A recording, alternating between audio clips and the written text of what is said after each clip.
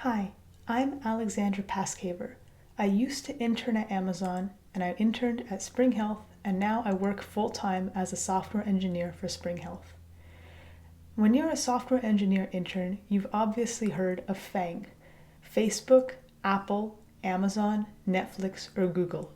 These are the big five of tech companies, and a lot of interns dream of working there. But is it as good as people say it is? I don't think so.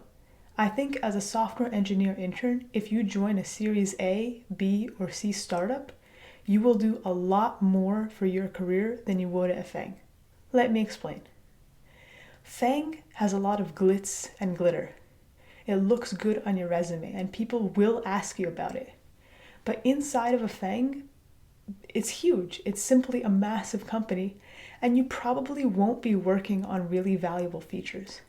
When I was at Amazon, I was on the Aurora serverless team, and I worked on a load test, and it took me 6 weeks to even start coding. Before that, I had to justify my technical thinking in a design document, and it was really heavy on process.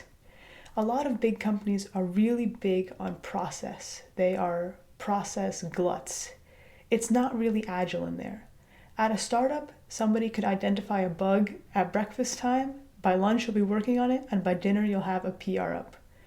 At a FAANG, you'll probably talk about things in a sprint meeting, spend weeks gathering information about them and crafting a design document, and that's before you even start coding.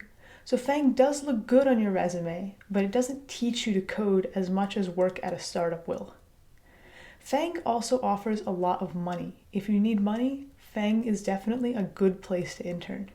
But remember that not all companies pay the same way. Amazon pays employees every month, not every 2 weeks, as most other companies do.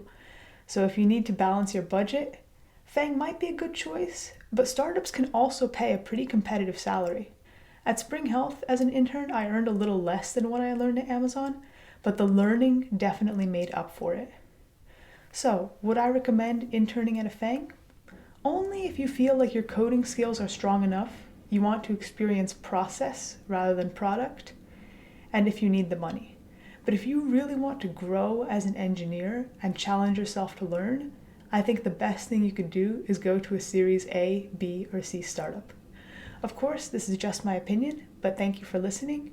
If you have any thoughts on whether people should intern at FAANG or startups, please put them in the comments below. I'd love to hear about them. Thank you so much for listening. I appreciate your time, and happy software engineering.